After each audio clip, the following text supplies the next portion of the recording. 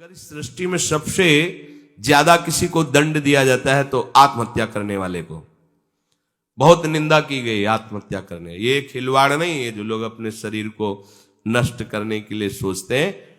मतलब बहुत समय तक तो इनको पहले प्रेत बनना पड़ेगा जो आत्महत्या करते हैं, तड़पते रहेंगे, जल भी नहीं मिलता पीने को, बड़ा कष्टमय जीवन, फिर अधो योनियों को प्राप्त होते, बहुत मुश्किल।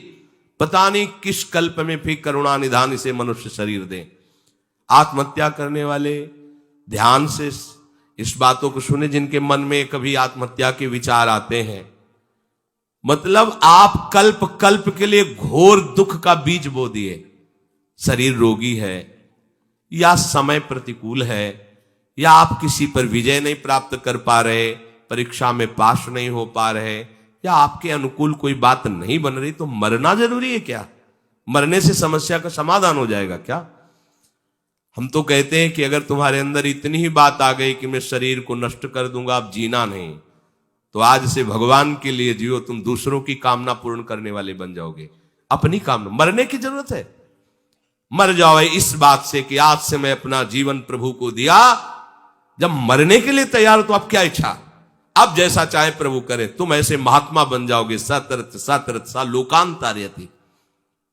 अगर आत्महत्या की तो आप दुर्गति को समझ लीजिए, भयानक प्रेत योनि, जहां स्वेच्छा से आप जल भी नहीं पी सकते, भले नदी किनारे रहिए, स्वेच्छा से, और भयंकर जलन, अशांति, एक जगह चैन से नहीं रह सकता।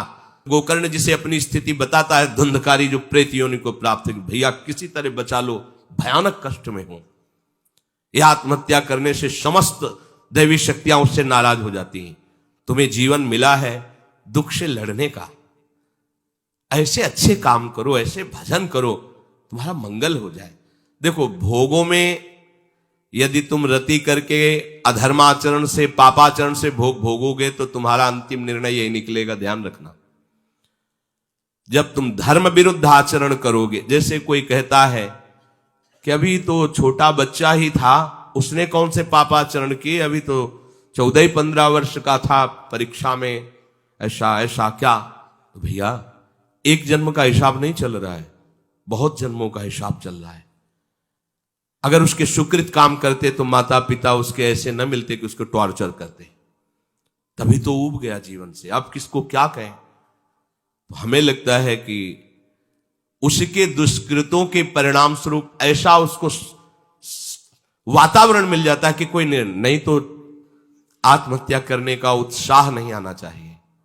हमें लगता है माता पिता को चाहिए कि अपने बच्चों से ऐसे मित्रता का व्यवहार करें कि उनके दुष्कृत नाश करने वाली भावना हृदय में जागृत हो, ना कि शरीर छोड़ने वाली।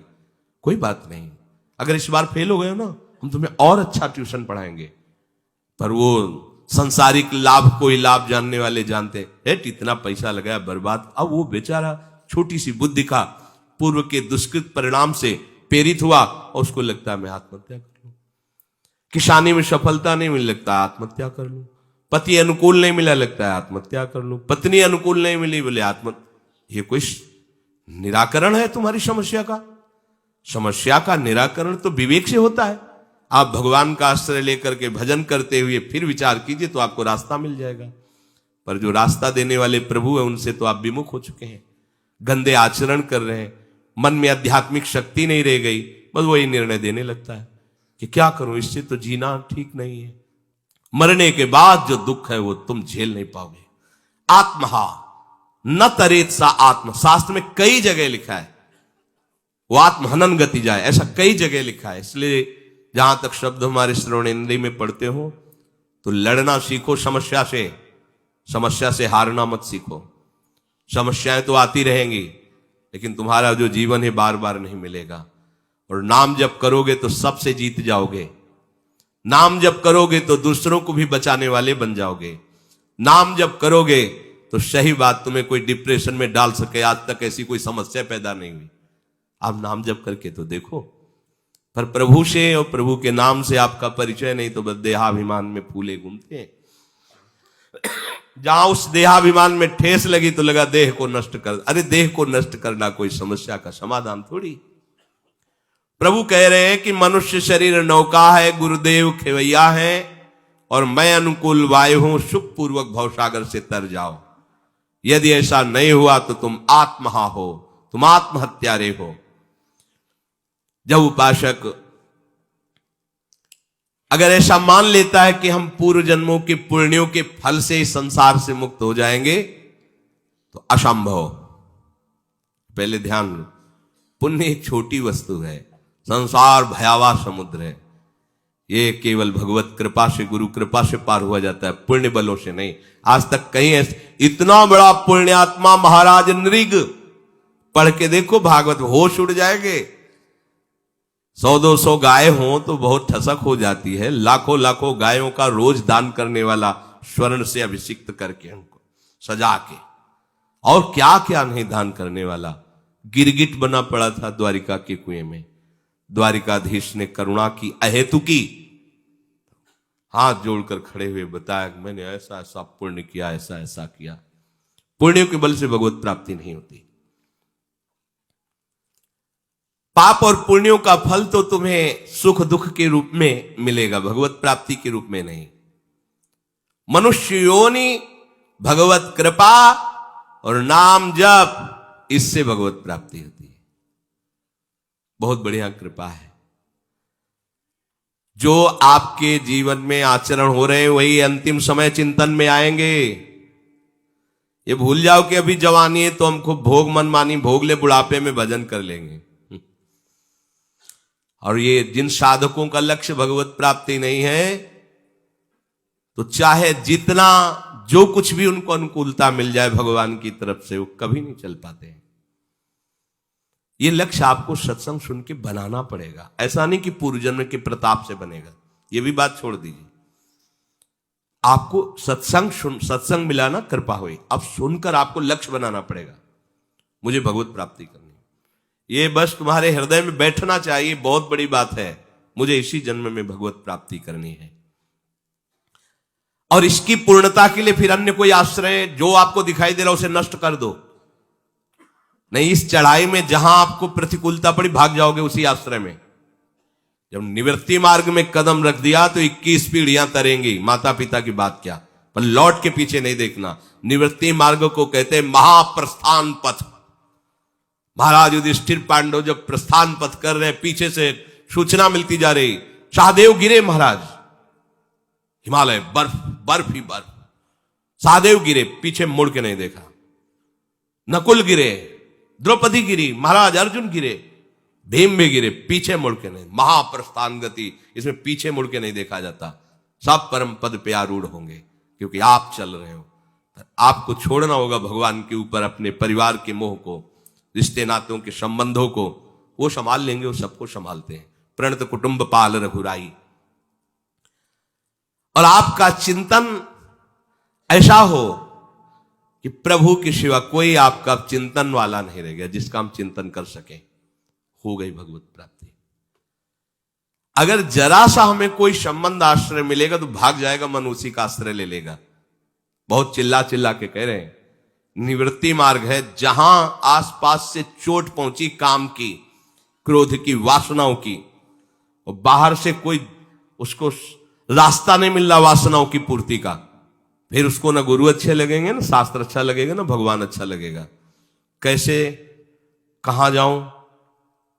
घर वाले तो भले हमको भगा दे, लेकिन मौसी है वो हमें बहुत प्यार करती है, और भाग जाएगा मौसी के यहां लेकर के, फिर मौसी को लेकर मम्मी को बना लेगा, फिर वो परमार्थ चला जाएगा। ये हम एक नहीं सैकड़ों उदाहरण दे सकते हैं, ऐसे सैकड़ों उदाहरण हैं।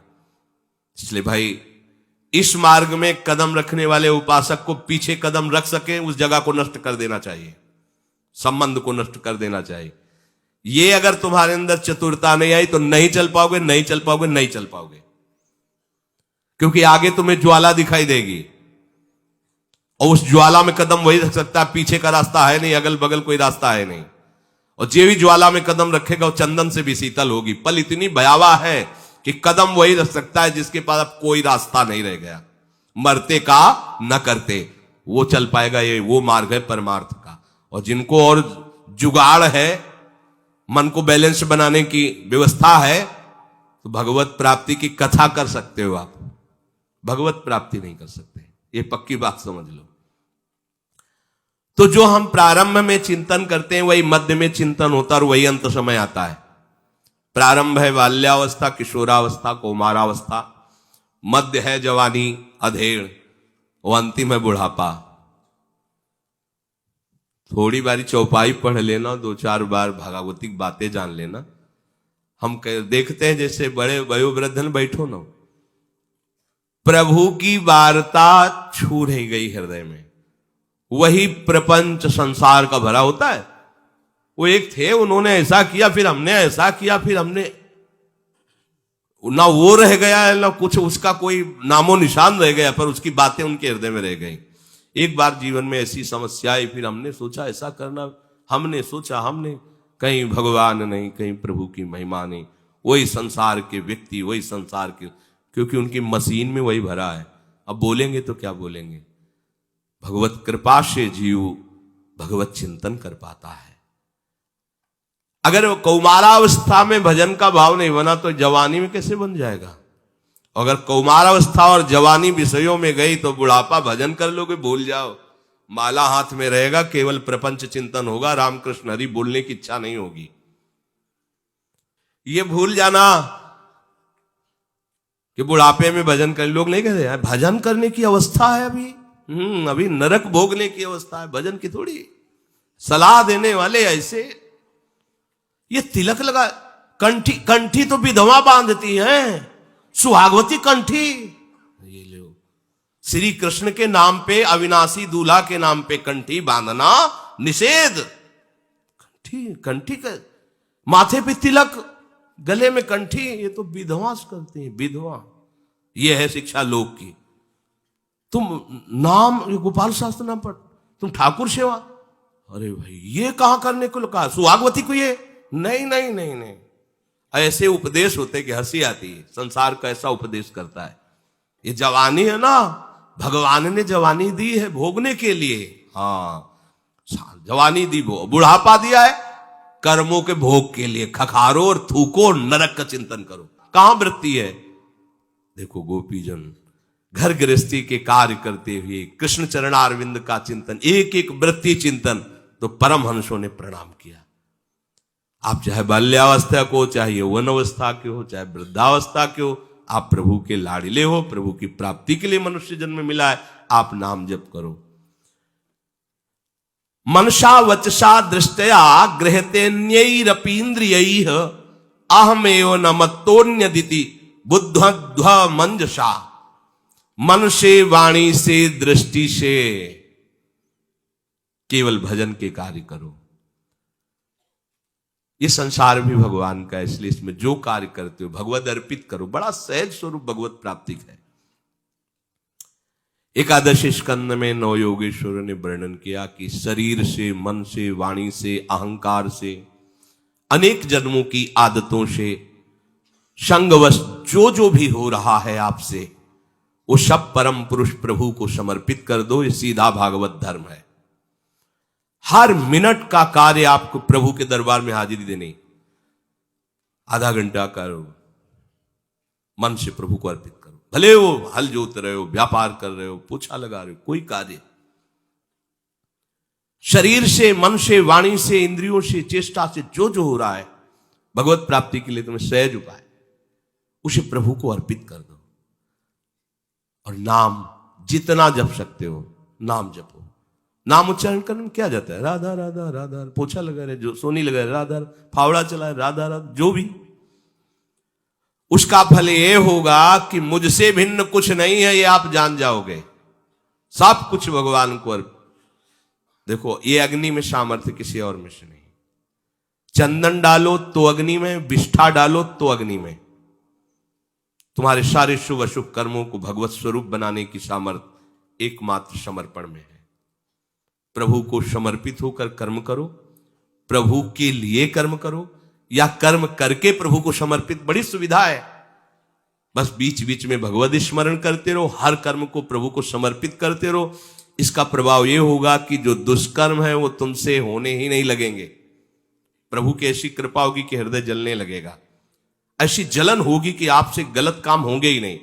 फिर धीरे धीरे कर्ता भाव में भी जलन होने लगेगी, कर्ता भाव भी चला जाएगा, फिर वहीं पहुंच गए जहां पहुंचना था, वासुदेवाश्रम। अभिन्नता आ जाएगी। किसी को एक जगह भी अपनी प्रिय वस्तु मिल जाए तो इतनी प्रसन्नता होती है कि उस प्रियता में भर करके सब जगह डोलता रहता है। भाव ये कि जिस दिन कहीं एक जगह आपका भगवत भाव बन गया, गुरु में, शास्त्र में, धाम में, आचार्य में, नाम में, रूप में, लीला में, सेवा में, किसी एक जगह आपका पक्का भाव बन जाए, मतलब एक ही जगह हो जाए कि गुरु साक्षात पर ब्रह्म, अब इनके वचन के अनुसार सब जगह आपको वही अनुभूति हो जाएगी, क्योंकि चराचर में गुरु ही विराजमान है।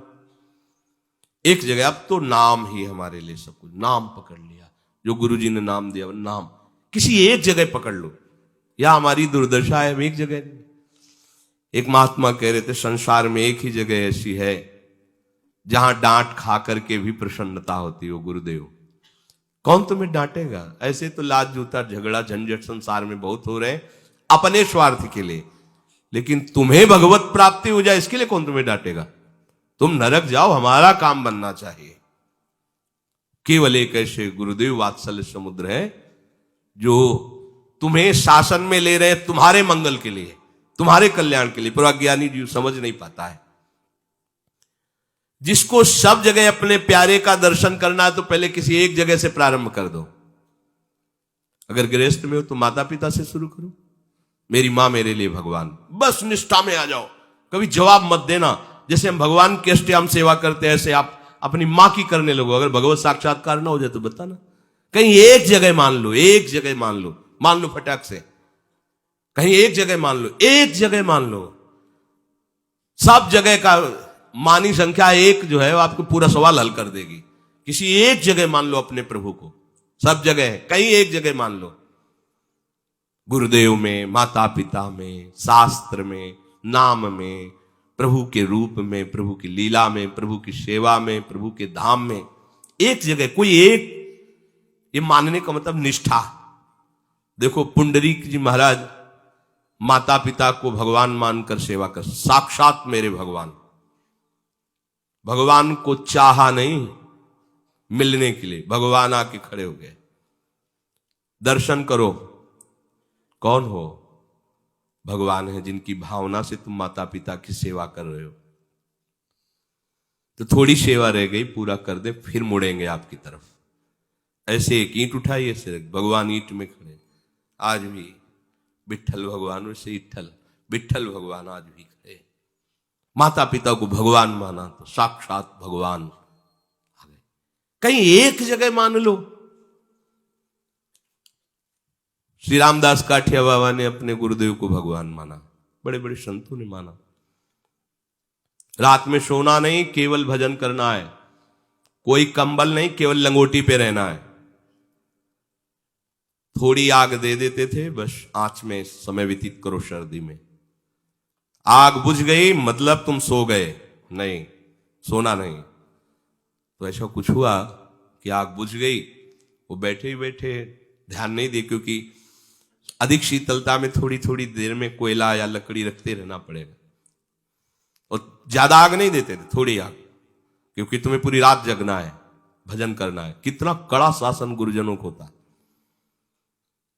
एक दिन रात्रि में आग बुझ गई, कहे गुरुदेव थोड़ी आग ले लें, आग बुझ गई। आग बुझ गई इसका मतलब तुम सो गए, सो गए मतलब भजन से रहित हुए, हमारी आज्ञा का उल्लंघन किया। बहुत उनको नाराज हुए। और काठ इतना मोटा काठ कमर में बंद, पेट कसा हुआ कि मतलब अगर एक रोटी तो एक ही रोटी जाएगी, दूसरे में टाइट हो जाएगा तो काठ है, कोई रबड़ थोड़ी कि बढ़ जाएगा। और इतना मोटा है कि बाएं लेटो या सीधे लेटो, कैसे भी लेटो चुभेगा, लेटना नहीं। कितना कठोर दंड। तो ऐसा थोड़ी है कि ये धरी तुम्हारी लंगोटी कमंडल, यार मतलब चैन से सो भी नहीं सकते, भरपेट पा भी नहीं सकते भोजन। ऐसा नहीं हो कि गुरुजी ने पीटा, काठ बंधवा दिया और डांटा, आज के बाद तुम्हें अगर दोबारा अग्नि बुझी तो समझ और गुरुदेव में आ सकते। सिद्ध महापुरुष हुए। आज हम गुरुजन हमें दुलार करके अगर कुछ बताते भी हैं तो हम मानते नहीं। क्यों? हमें भगवत प्राप्ति की इच्छा नहीं। भगवत प्राप्ति की इच्छा है तो फिर हमें अमृत लगने लगेंगे गुरुदेव के वचन। किसी को एक जगह भगवत भाव, एक जगह कहीं कर लो। वैसे तो सर्वान वस्तु तय करनी, पर यहां सिद्धांत में कह रहे अगर एक जगह कर लो तो आनंद की बाढ़ आएगी, फिर उसी बाढ़ में सब जगह भगवत अनुभूति होने लगेगी। जब आनंद की बाढ़ आती है तो उसकी दशा बदलने लगती है। कभी वो चुप शांत दिखाई देता है, कभी वो नाचता है, कभी वो गाता है। वाग्गदगदा द्रवते यस्य चित्तम रुदत्य भीक्षणम हसित क्वचिच्च विलज्य उदगायति नृत्यते च मद्भक्ति युक्तो भुवनम पुनातु। जिसकी वाणी मेरे नाम गुण लीला का गायन करती रहती है, उसका हृदय द्रवित हो जाता है। मेरे रूप गुण प्रभाव लीलाओं को गाते गाते उसको रोने आना लगता है। कभी बहुत जोर से चिल्ला के रोने लगता है, कभी हंसने लगता है, कभी लज्जा छोड़कर नाचने लगता है, गाने लगता है। ऐसा मेरा रंग छाता है कि वो मेरा भक्त पूरे त्रिभुवन को पावन करने वाला बन जाता है। मम भक्ति युक्तो भुवनम पुनातु।